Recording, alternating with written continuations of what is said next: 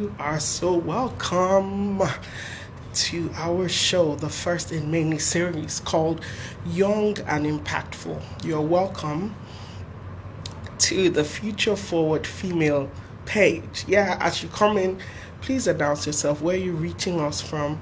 My name is Bralade, and I'll be your host for tonight, talking all things the Future Forward Female 25 under 25 awards. Nominations are currently on, but not for much longer. And today we'll be telling you all about the awards. You've been seeing it everywhere. The buzz is everywhere. People are wondering, what is this about? Today you'll be finding out, because we have for you an example of a young lady who is very impactful in her spheres of influence and in our world. And one of the promises that our continent, Africa, has, and indeed the nation of Nigeria has, in that young, bright mind. Okay, so tell me, where are you joining us from? Where are you joining us from? Put it in the chat. Put it in the chat. I'll be having with me Temilade. Is that you who just joined? Let me know. When Temilade is on, she will let me know. So I have with me today Temilade Adelakun. Temilade is a mechanical engineer, first class, graduate of the premier University of Nigeria, University of Ibadan, Nigeria. Actually studied mechanical engineering. Today, she's a project manager at Google. Go figure. And she'll be telling us what that means and how she got to where she got to today, and serve as an inspiration for you, all of you who are nominating. You're wondering, what should I look out for? Well, I want to show you an example today. And of course, they call in all shapes and sizes. So she's on here. Let me add her on now. Expertise, skill areas, interest areas. And if you know, I see Joyful Bolu in the chat. Hey,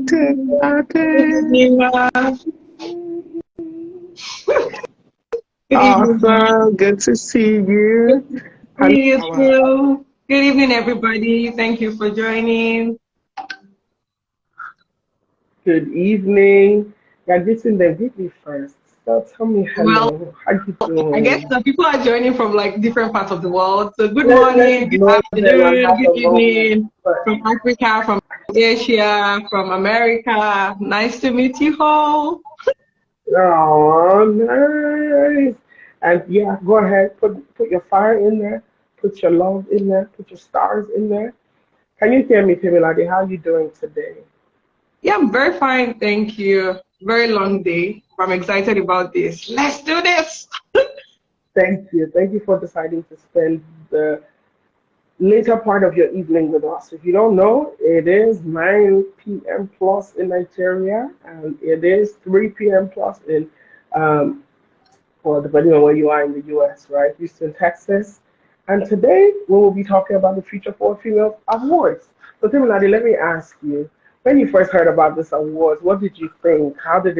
What stood out to you?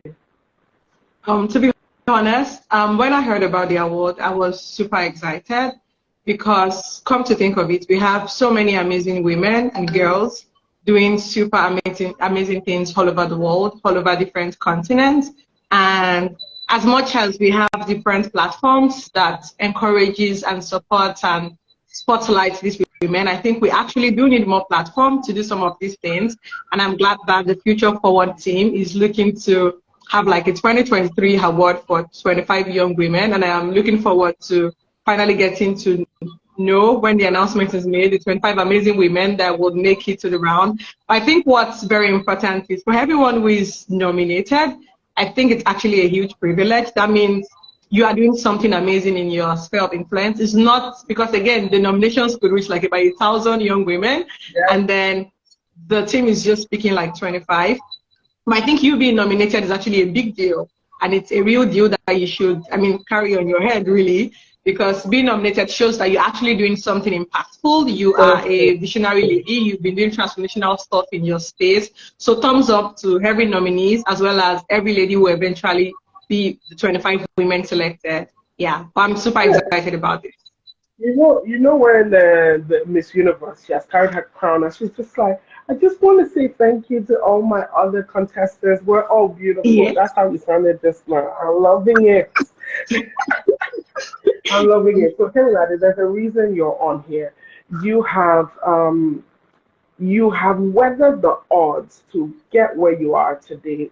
In your young age, you have these accolades that well, the truth is that not many of your peers have that. Can you tell us the journey, your journey into this level of excellence? Because for you, that's what it is, right? It's not so much as what you were given, but so much as what you did with the opportunities you had. So tell us the story of what got you where you are today.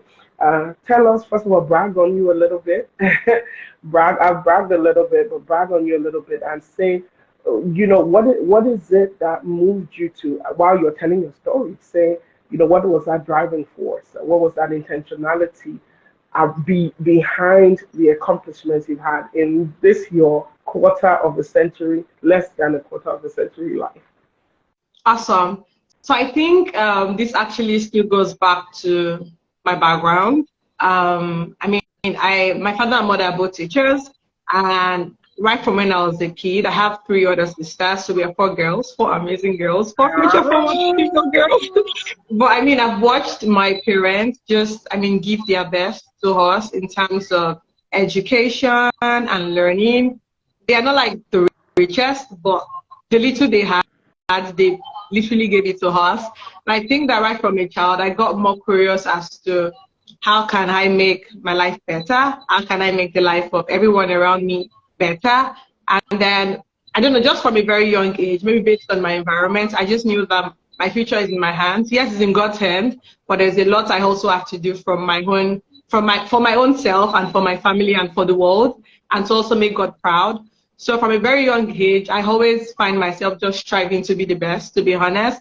Not because being the best kind of like puts me in the spotlight. People don't believe I am shy when I tell them I am shy. I'm actually very shy. But I've seen I've seen people get. No, but you said something really great, and I'll just chip this in there while you continue with your story. Okay. So the reason you show up is not even love for the spotlight; it's because of almost like a call to higher, a call to better, a call to be the best. Yes. So please carry on. Yeah. Awesome. And then as I grew up, when I didn't have like social media or a phone as at that time, but I did see young people around me, maybe in my church, in my school, just do amazing things. And I'm like, they actually don't have 2 heads, because I saw the reward of the amazing things they were doing. Maybe right from when I was a young age, I saw people winning scholarships. I'm like, okay, that means that's very possible. I could make my parents happier by maybe getting a scholarship such that they don't have to like pay my school fees and they're saving some money. So, honestly, just right from when I was a child, I think my head was just super clear based on if greatness is achievable, then I can be one as well. So one thing I did along the line was maybe just ensuring I had like the right friends. You rarely see me mix with the not so right friends. I kind of like cultured the kind of environment I found myself in. I didn't go to, people thought I went to like a private school. For my uni and for my secondary school, I went to a government school. And sometimes you hear people say going to government school is not the best. You get wrongly influenced. Yes, that's true. I think for me, I was just super clear on, I really want to make it in life, and I have to be with the right set of people. I have to be excellent and a couple of other things. But I think along the line, as I started growing older, when I got to uni, where I had like social media, I had my phone, I could reach out to people on LinkedIn and the likes. Again, my profile or my connection was always, around just people that inspire me and motivate me. Yeah. And I think one thing I would love to spotlight is, even coming to uni itself was sort of a miracle, the course I studied, because I was pretty scared. Oh, how will I do mechanical engineering? I think it's for boys and all of those kind of things. And I got into school. I think in my class of over 40 students, were just like 5 girls. I was really scared, but again, I remember speaking to like a senior friend, and I was like, hey, how did you do it? I'm just naturally curious, asking questions. How did you do it? When I see someone do something that I'm proud of, I come from the angle with all humility. How did you do it? How can I learn from Let you? me How can I be learn. better? Yeah. I'm someone that has questioned a lot. But one key thing I also want to bring out from this story is right from my second year in uni up till now, I tell myself I'm a big fan of encouraging more girls to join STEM careers because I felt like I didn't have that opportunity when I was in high school or secondary school. I didn't have a lot of people coming to tell me to explain this is STEM, but it's it now lies on me to like give back by also now doing things I expected to see when I was in uni or in secondary school that I did not see. Now I can give back to society. So right now, if you ever call me for any opportunity to talk to young girls, I'll be so excited about it because I know that who knows, I'm changing the life of one person. I'm encouraging one person. Even this live session we are having today, it may not be for everybody. It may just be just one person that needs to hear one thing, and then the person's life will change And it'll forever. change So yeah. something for them. Wow, wow. So tell me, and I like how deliberate you were. You spoke about the right company. You spoke about having examples, people who've gone before you to know the path, and you spoke about just the intentionality of following through the path that you've chosen. Let me say one thing that's really impressive about you, Temilade. After you got to school, in fact, even still while you were in school, you mentioned something. You said it's not like I've always been the smartest of all or the most brilliant. You've mentioned this before. And you said, so if I can have a first class, other people can. And I see the work you're doing with young ladies today, really inspiring them and equipping them for careers in STEM. Can you tell me, when you say that statement, what do you mean? Because some people are looking at you now and like, look at her glasses. She looks like somebody that knows maths from when she was little. And she looks like chemistry is inside her brain. Can you say what is that thing that makes you decide that, I'm going to in my life is going to be a life of impact because we call this show Young and Impactful, right? Which is who you are. What is that thing that made you say, I'm going to select myself out of the pack? And in a nutshell, how are you impressing it upon others? Interesting. So I think along the line in school, I figured that, and even with maybe even reading books about people, I honestly love to read biographies a lot about other people. Hey, And then hey, I love that. I figured that it's not honestly my wealth that will make me happy, not even my work or my 9 to 5 or my day to day that will make me happy. And even while I was in school, so one thing I did while I was in school a lot was whenever I saw opportunities, I was always sharing with my friends. And then the thank you or hey, I got this job, hey, I got this internship, hey, I got this scholarship just because you shared. Those things got me really excited. And then I began to notice the patterns of things that really gets me happy. Literally when I was in school, my Monday to Friday was like just being a student. My Saturday I was rarely in the hostel, rarely in the hostel. I'm in one rural place in Ido local government, just talking to girls. Those things get me excited. I come back very Wow. tired. I would not lie. I come back like very tired, but I'm no, you're tired and you're smiling. I think that's a good tired. Because So you're I would say fulfilled, that I yeah. have just figured that it's not even money or wealth. Yes, they say money solves most of our problem, but that is not what is honestly going to make me super happy. I think what gets me excited is just impact, the smiles. I remember I was in Ibadan 2 years ago, and then I just saw this random chat on my WhatsApp, and then the lady says, "Hi, sis, I just saw you at Ventura. I don't know if you know me. My name is this." She mentioned her name. You came to my school 3 years ago. I'm like, oh, and then my day was made just by that one chat from a young lady I spoke to 3 years ago that I have even forgotten I spoke with. I don't even remember her name or her face. So just making impact is something that I see as a calling for me. I see it as just something that gives me joy. And above all, I think it's something that God actually even wants us to do as Christians. This life is not just for you to live. We are actually to make our light shine so that others may see God in us and actually give God all the glory. So it's not just a me life, it's me and others as much as I can, as much influence as I can before I go meet God in heaven. So yeah. You spoke something about that constitutes almost like a mindset. What is that mindset of a woman who wants to make impact, especially a young woman? What is that mindset? And I know you just read, we've been reading the book that Lady DDK gave to us. Please, if anybody has that link, put it in the chat right now. You need to download that book. It's a free copy of 50 mental models that DDK. And if you don't know DDK, that's Debola Didikuru. She's actually the founder Yeah. of the Future Forward Female movement, and she's the sponsor of these awards. So, yeah, talk to me. What is that mindset that is upon a woman that decides that you see this, my life is for impact? Tell me that mindset and how has it propelled you in the way you've gone so Good far? question. So I would answer that and also give a very personal example. Yeah. So, and by the way, let me just use this opportunity to say a big thank you to DDK for that book. It's a book that everyone should get. If you're subscribed to our newsletter, you would have received it in your email. If you are not subscribed, just go to our Instagram page and check our bio, and you will see the link to subscribe to our newsletter, and you'll get the book as a gift. So she wrote a couple of mindsets, 50 of them. All of them actually stand out to me, but one that is super personal to me is the mindset of failure fondness. And I mean, people see, oh, that girl Temilade, yada, yada, yada. Yo, I failed a lot of times.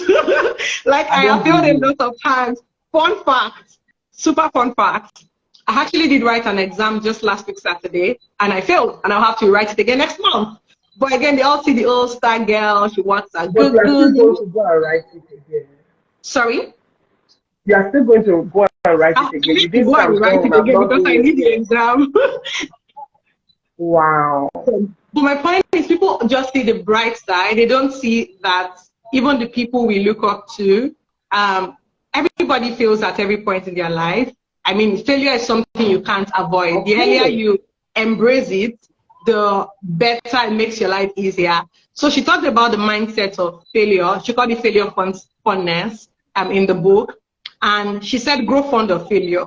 I know somebody will see that and say, hey, no, failure is not my portion. God forbid, God forbid. Yes, it's not your portion. God forbid.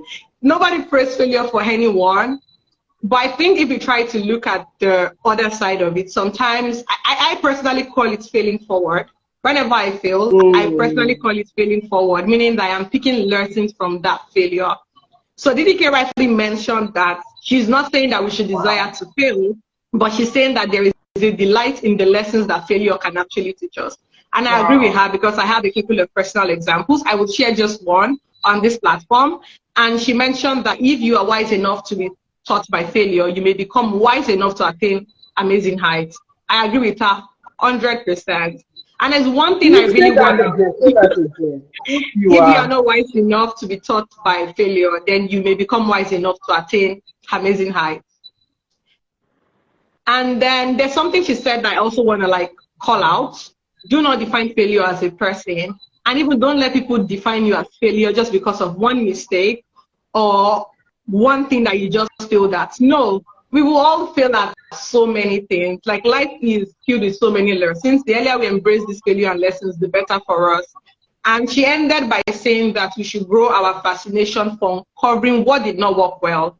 When you fail, instead of beating yourself up, it's fine. Let me be very honest with you. When I fail, I cry. I wouldn't come and be an ad girl for you people. I cry, I sulk a bit. But after a few hours, I ask myself, what can I do better? The exam I didn't do well last week Saturday. I've already asked myself, what can I do better? What are things I am doing now to make sure I hit that target score by next month? So this intellectual humility and curiosity will always lead us into defining discoveries. Let me now say the real story I want to share. Yes, I finished the first class in uni. But I remember when I resumed my final year, I was so excited. Oh, I'm a final year student. I can't wait to be done and every other thing. And my first week or second week in uni, the course advisor said she wanted to see me. I was so excited. I thought, okay, maybe this is scholarship news. I don't want to see me. What else do you want to see me for? Maybe it's a scholarship news and the likes. And then she says, oh, she's sorry to inform me. I failed the 400 level course and I have to take it again. I was like, wait, are you kidding? I failed the course. Like, no, if I was class today, no, it's not possible. I want to see my score. Can they call my script? And I was like, no. And she was like, oh, I think it's best to take the course again because if you don't, you might not graduate with your course. I was like, Ma, I'm not saying I did not fail. I just need to see my script and stuff. And then my project supervisor had to call me and say, hey, girl, I think it's best to just rewrite the course. I'm not, it's not that he believes that I failed, but the process it takes to get my script back means that I might not graduate with my colleagues. And then I had to pay for the bitter truth. I was like, how did you say I failed? That means I have to go back while I'm doing my 500 level courses. I have to go back to 400 level and retake a course. It was, I mean, I'm like, people respect me a lot as a first class student. What would I tell the world?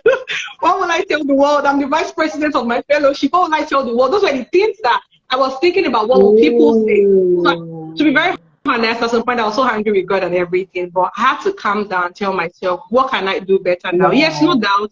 I'm not sure as to why I failed. To be honest, up till now, I didn't see my script to even know what happened. But I personally feel like it was more like the lecturer was just trying to, I mean, pick on me for some very funny reason. I don't know. The point is I had to take the course again, going back to 400 level class. So I was doing my 500 level classes.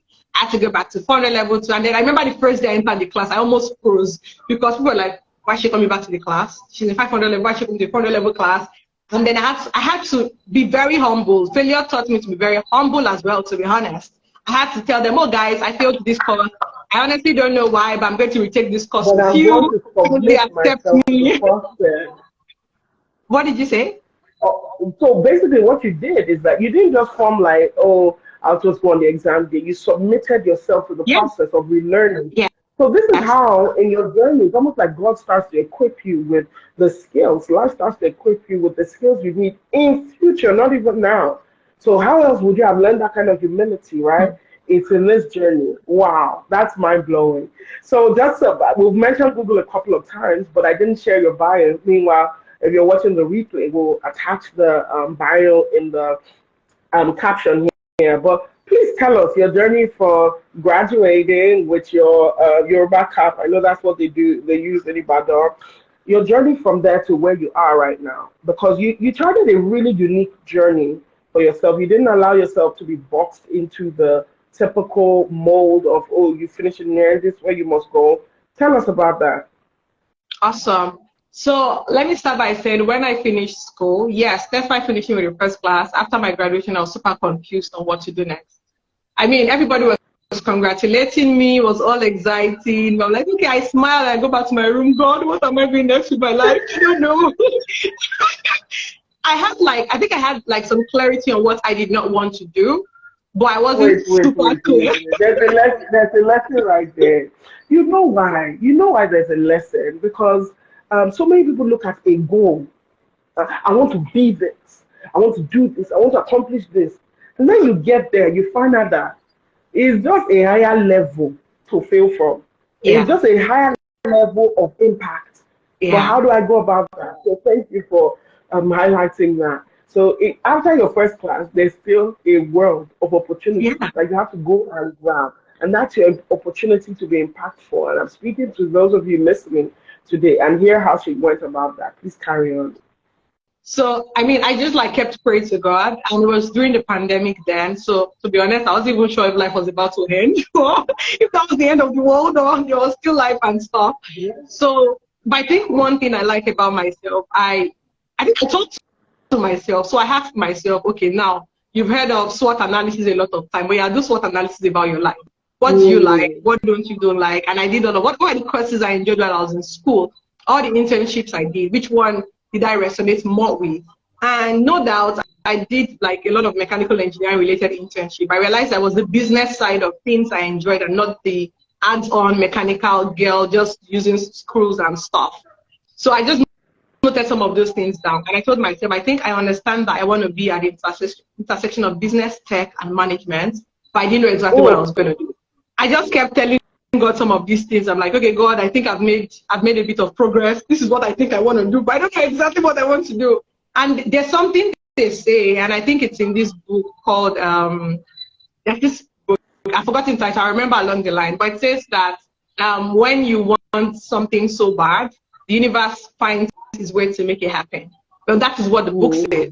But I would say from a Christian perspective that when you want something so bad and you really ask God, it will definitely make things align. It may not be the way you want him to align it, but it will definitely make things align. So a few weeks, a few months down the line, a senior friend of mine that I have not spoken to in like over 3 or 4 years just called me Hey, what's up? How are you doing? You finished your first class in your life now, blah, blah, blah.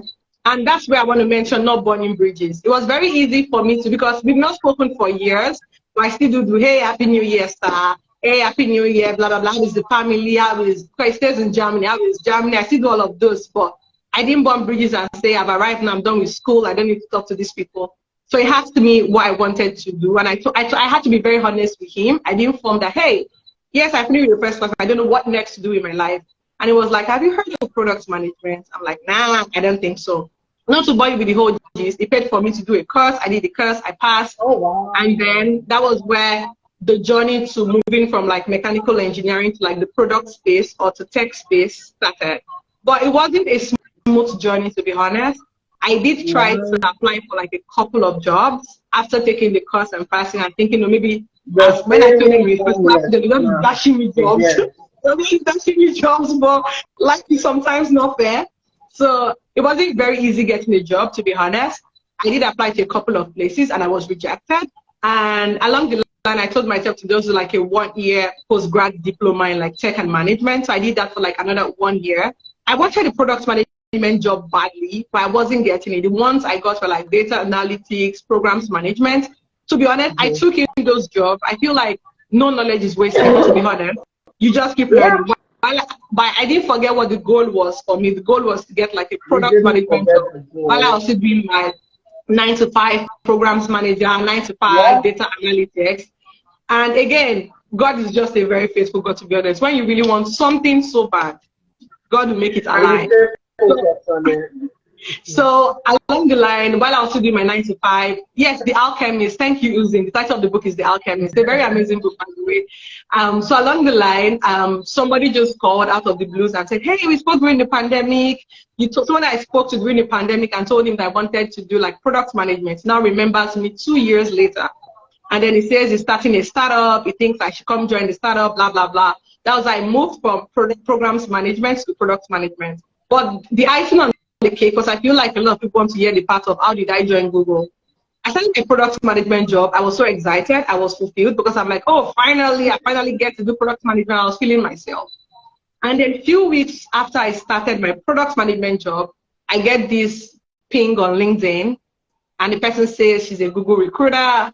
She thinks my profile. I honestly thought she was scam. You're like that, bro. You people have come for me. I refuse. I honestly thought she was scam because but you I had a mindset that maybe it was this.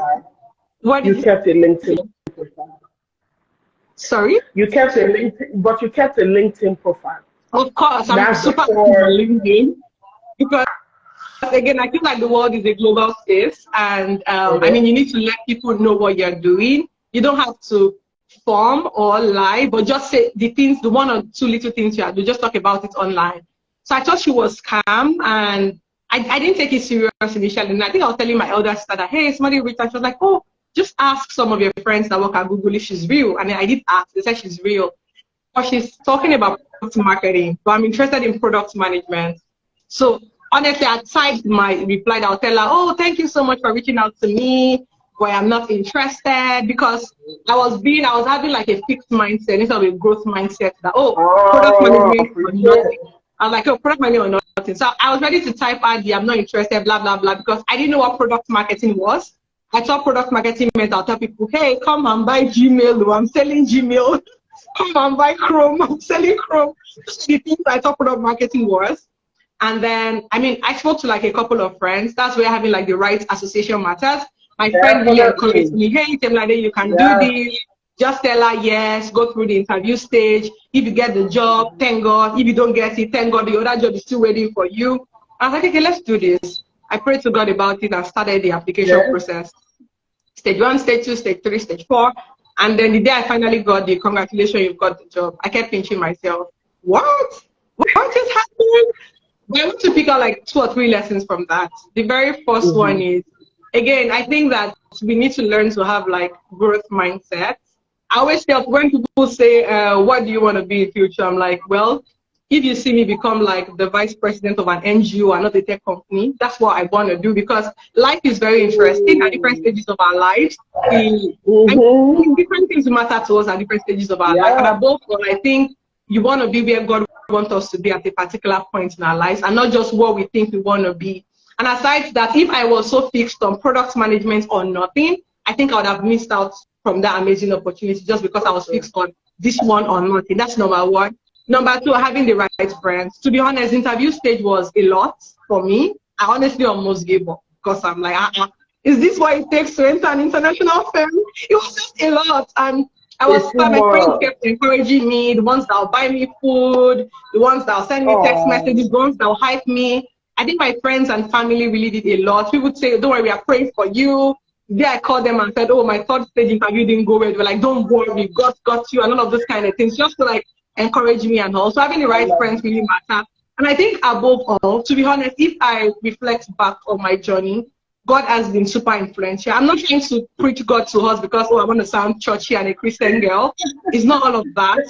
God has honestly been super influential in my journey, because if anyone asked me if I'll ever do product marketing in life, I would say no, because I didn't even know what that was when I finished school 2 years ago.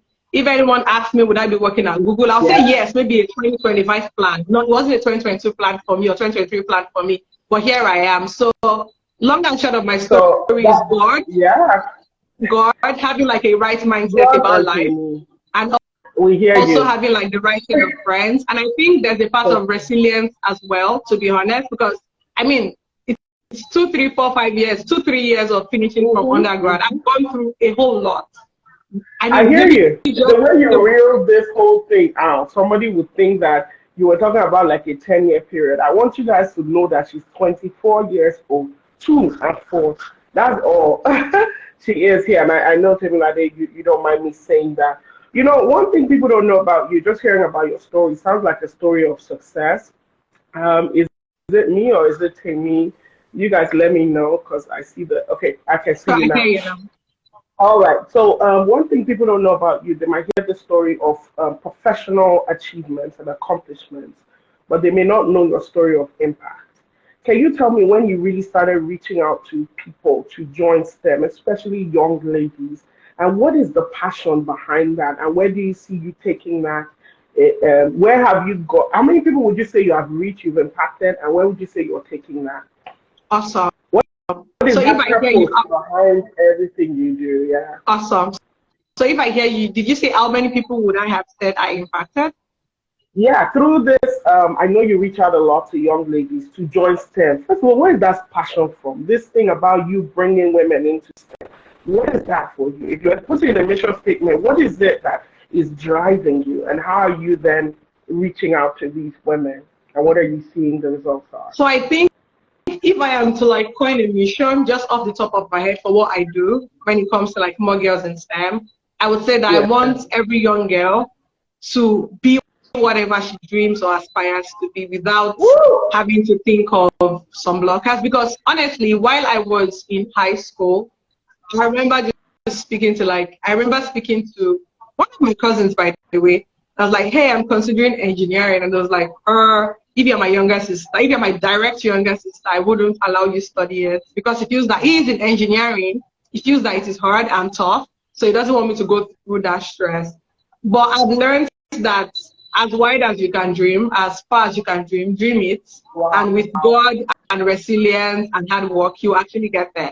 So my major goal for like encouraging more girls in STEM was I actually went through that process of having a teacher tell me about STEM. If I didn't have that teacher tell me about STEM, I think I'll be doing something else entirely. Maybe I'll be a singer, singing for you guys, releasing some lovely albums.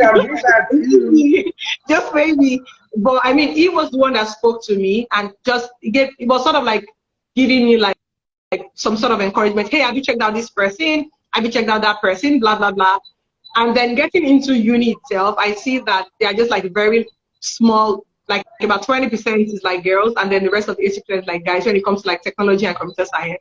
So I told myself that, hey, I am here because somebody encouraged me or advised me. I think I hope a lot of other young girls this.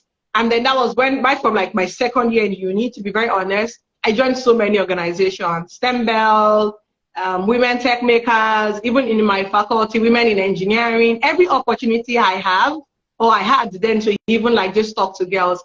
Even now that I've moved from Ibadan, because I was in Ibadan then, I'm now in Lagos. you'll see me actively asking my friends, hey,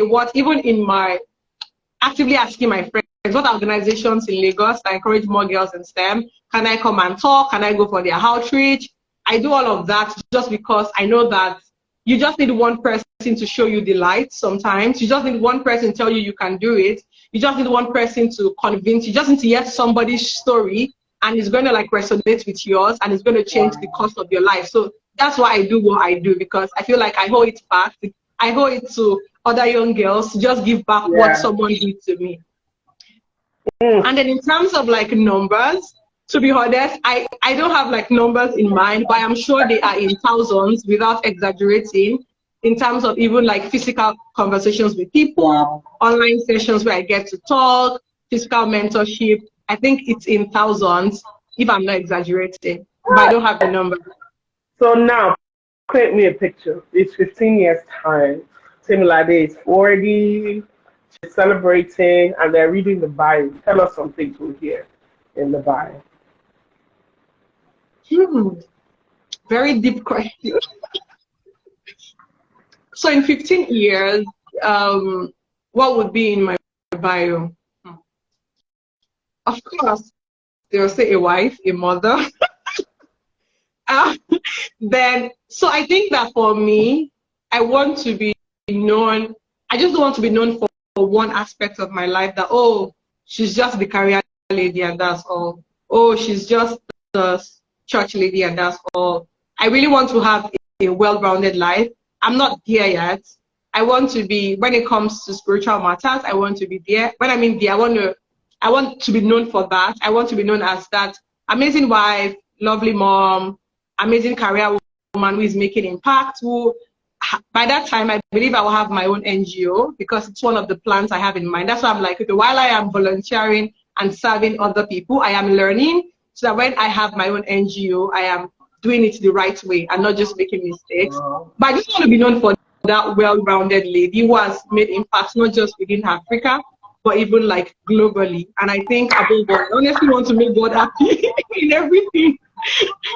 I love that. No, that is genuine. And when you've said NGO a couple of times, what would that NGO be about? Awesome. It's going to be women related.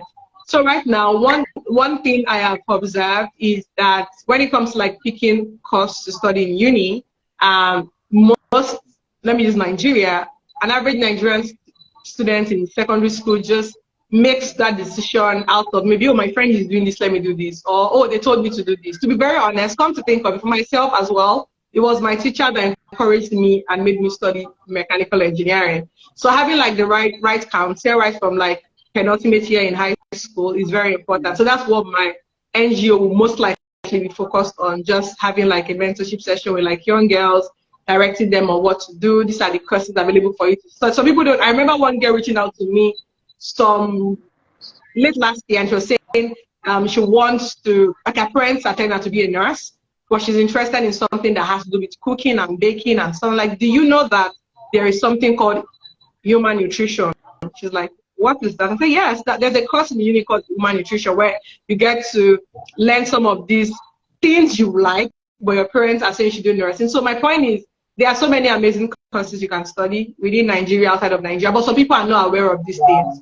They're only aware of the ones their friends are doing or the ones people tell them to do. So my NGO will basically be just about mentoring, to be honest, just mentoring. I love it. I love it. And you are perfectly poised and priced to do that. Now, not only have you been nominated yourself for this award, congratulations. Thank you. You have also nominated other people. Why have you done that? And when you're looking around for who to nominate, what are you looking for? So that other people can know what they should also be looking for. Awesome. So I think when it comes to, I nominated other people because, like I said earlier, there are a lot of women that deserve to be spotlighted, doing amazing things, maybe not even on a super large scale. They might not have thousands of followers and millions of followers. They could have like hundreds of followers. And I'm mentioning this because I don't want us thinking only nominate anybody that has like 1,000 and above followers. No, it's not even about the followers. Once you are sure that the person is making impact, regardless of the skill, kindly nominate the person. For someone like me, the people I nominated a lot of people, and I am still nominating till the end of the nomination process. But I think one key thing I'm looking for is a lady that is authentic. I mean, I personally feel like I know when someone is real and when someone is just faking it for the gram or faking it for social media. So a lady that is really true to herself and is not trying to be somebody else. I mean, these days, I always chit chat with my friends. I see people just start a company just because they want fame, but not because they're really passionate about the problem they are solving with that company. I'm not nominating such people. I need to be convinced personally that the problem you're trying to solve is something you are passionate about, not just for the fame, but because you really want to solve that problem. So for me, being authentic is one of it. I think above all, the person's, let me say, how compassionate and empathetic the person is as well. Because it's one thing to be a leader. I want to be sure that I'm nominating a leader who is super compassionate and empathetic, because when you go far, it's not about you being that street leader that others people around. I think just being compassionate and empathetic is super important. Also, being ambitious. How bad do you like want it? Yes, you have an NGO, you have a business, you have a career. How bad are you like trying to like upskill yourself? How are you trying to like get funding for your NGO? Not just because you want to pay yourself salary, but because you really believe that this money I'm getting for this NGO will pass like 1,000 lives, 10,000 lives. And I also want someone that is super visionary, who has a clear vision of what she is doing, regardless of maybe a career, NGO, anything. Someone that has a very clear vision and is not afraid to take risks to achieve our goals. Those are some of the things I would. Do you see how Temilade's one is more than actually the one that's on the website? So, but you've really given words. You've given words to what we're looking for. Can someone put it in the chat? futureforwardfemale.com/nominations. Every one of you should know at least one person. If you don't know one person, one young African woman, and this is for all the countries in Africa, and we've started getting some already from other countries. If you don't know anyone who's under 25 and they're doing impactful visionary work, my sister, you have to follow us some more. Follow Future Forward Female _ and you see ladies like Temilade over the next couple of weeks while the nominations are open. You will be meeting these awesome ladies. Put that in the chat, and once we're done with this, go nominate. Each of you here, I want you to commit to nominating one person. If you are committing, can you put your emojis in the chat?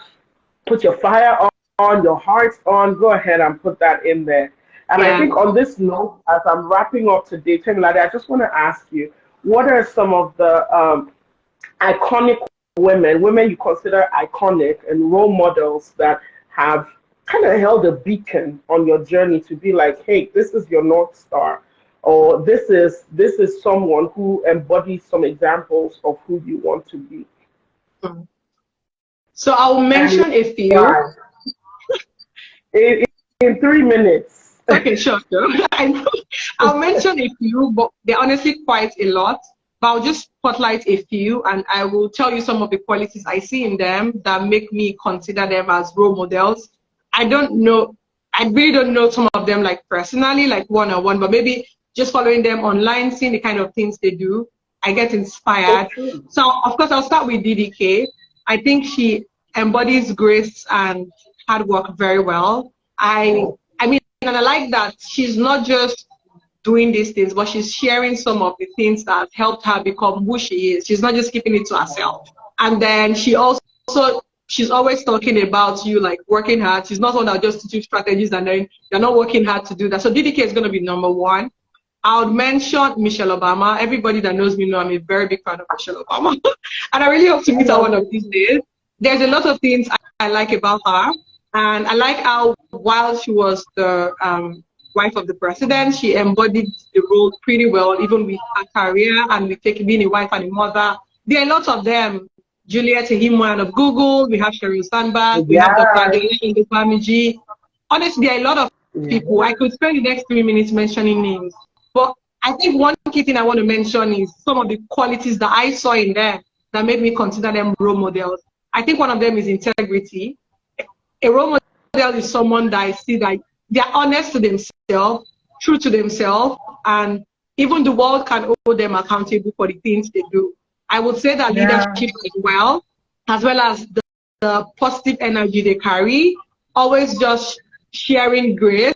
And I like when you know something, you're not just keeping it to yourself, you are sharing to other people in terms of your book, your stories, your life experiences, so that people would resonate with it and make do with their life. Honestly, no one is perfect. I'm not saying these people are super perfect. Everyone even makes mistake, everyone fails. But I think what makes them role model for me is that they're always striving to be better people, not just for the world, but just for themselves. And they're always like learning and growing on a regular basis and always helping others. They're always making impact. So that's why I consider them role models. Awesome. Well, thank you so much, Temilade. We've had such an exciting time listening to you. You want to say Yeah, I something? want to say one last thing. So I want to also define role model pretty well. I feel that sometimes we think that a role model is, oh, someone that is like 10 years ahead of me. I have friends who are my role model when it comes to